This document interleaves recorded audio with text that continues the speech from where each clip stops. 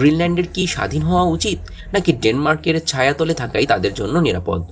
তাহলে শেষ পর্যন্ত গ্রিনল্যান্ডের ভাগ্যে আসলে কি আছে? এখানে তিনটি সম্ভাবনা দেখা যাচ্ছে। প্রথম সম্ভাবনা, গ্রিনল্যান্ড ডেনমার্কের অধীনেই থাকবে। তাছাড়া গ্রিনল্যান্ডের মানুষ নিজেদেরকে ড্যানিশ বা গ্রিনল্যান্ডে কি মনে করে, তারা আমেরিকান হতে চান না। তাই জোর করে দখল করা আমেরিকার জন্য আন্তর্জাতিকভাবে এক চরম অপমানের বিষয় হবে এবং ইউরোপের সাথে তাদের সম্পর্কের চিরস্থায়ী ফাটল ধরিয়ে দিতে পারে।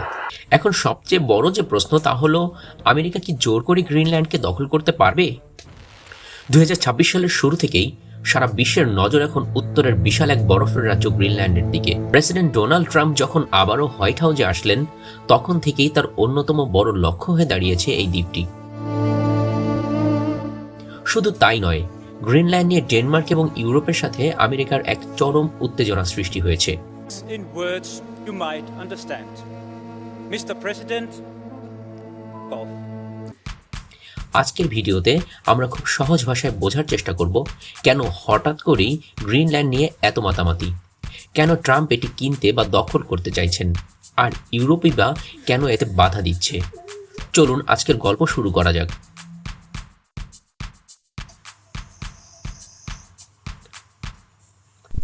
গল্পের শুরুতে গ্রিনল্যান্ড সম্পর্কে একটু জেনে নেওয়া যাক।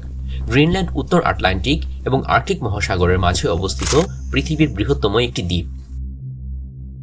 যদিও এটি ভৌগোলিকভাবে উত্তর আমেরিকা মহাদেশের কাছে, কিন্তু ঐতিহাসিকভাবে এটি ডেনমার্কের একটি অংশ। 980 সালের দিকে ভাইকিংরা এখানে এসে প্রথম বসতি গড়েছিল।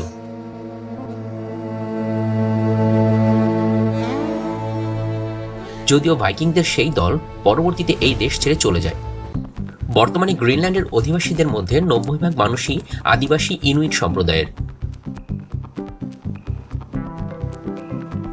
গ্রিনল্যান্ড শিক্ষা ও স্বাস্থ্য খাতে স্বাধীন হলেও প্রতিরক্ষা ও পররাষ্ট্র নীতির জন্য পুরোপুরি ডেনমার্কের উপরে নির্ভরশীল।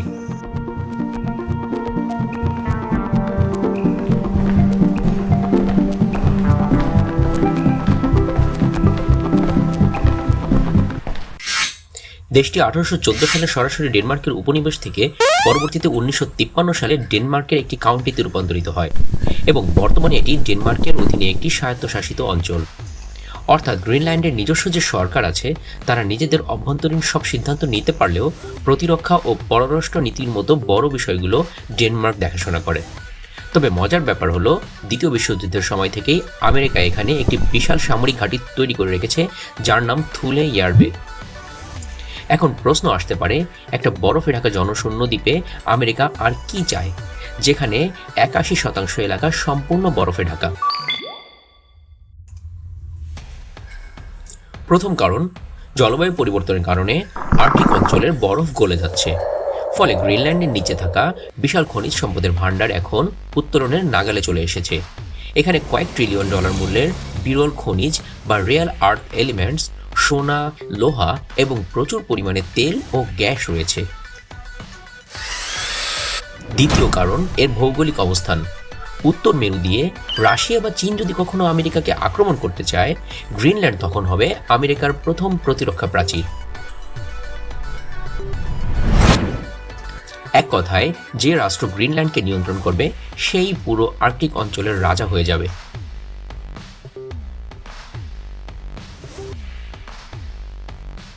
প্রেসিডেন্ট ডোনাল্ড ট্রাম্প গ্রিনল্যান্ড কেনার ইচ্ছা প্রথম প্রকাশ করেছিলেন 2019 সালে। তখন অনেকেই একে কৌতুক মনে করেছিলেন।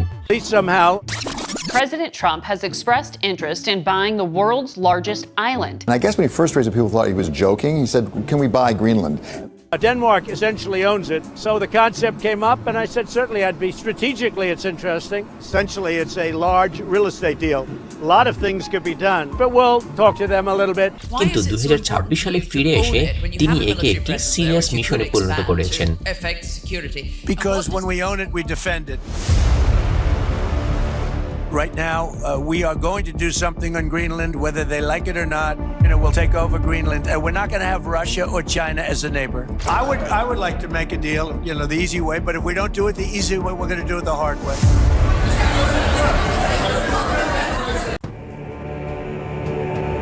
গত কয়েক সপ্তাহে ট্রাম্প সরাসরি হুমকি দিয়েছেন যে ডেনমার্ক যদি গ্রিনল্যান্ডকে মার্কিন যুক্তরাষ্ট্রের কাছে বিক্রি না করে বা অন্তত লিজ না দেয়, তবে তিনি ডেনমার্ক সহ 8টি ইউরোপীয় দেশের উপর 10 থেকে 25% শুল্ক বা ট্যারিফ আরোপ করবেন। তিনি গ্রিনল্যান্ডকে একটি বিশাল রিয়েল এস্টেট ডিল হিসেবে দেখছেন। এমনকি দাভোস সম্মেলনে তিনি সাফ জানিয়ে দিয়েছেন যে আমেরিকার নিরাপত্তার জন্য গ্রিনল্যান্ডকে তার চাই। তবে তিনি এটাও বলেছেন যে তিনি সরাসরি যুদ্ধ চান না, কিন্তু ডেনমার্ককে তিনি বাধ্য করতে চান।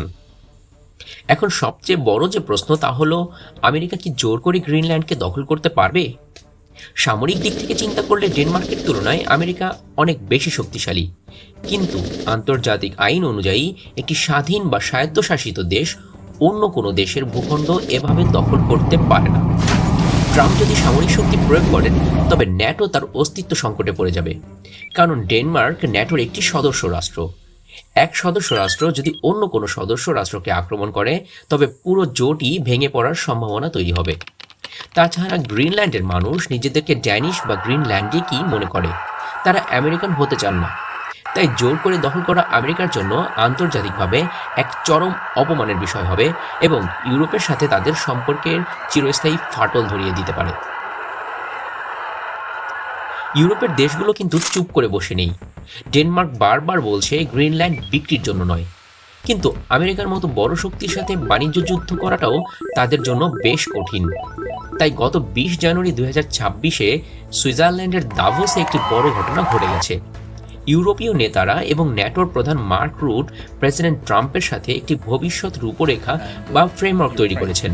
তারা ট্রাম্পকে বুঝিয়েছেন যে সার্বভৌমত্ব বদল না করলেও আমেরিকা সেখানে তার উদ্দেশ্য হাসিল করতে পারবে।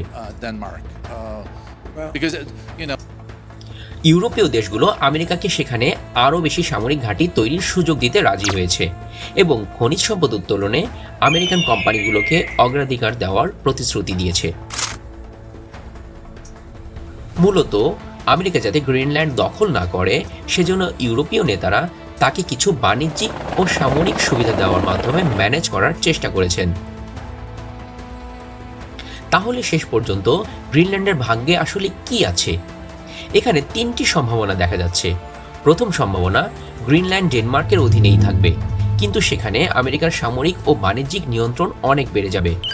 এটাকে আমরা সফট অ্যাকুইজিশন বলতে পারি। দ্বিতীয় সম্ভাবনা, গ্রিনল্যান্ড হয়তো অদূর ভবিষ্যতে ডেনমার্ক থেকে পূর্ণ স্বাধীনতা ঘোষণা করবে এবং তখন আমেরিকার সাথে সরাসরি কোনো নিরাপত্তা চুক্তিতে চলে যাবে।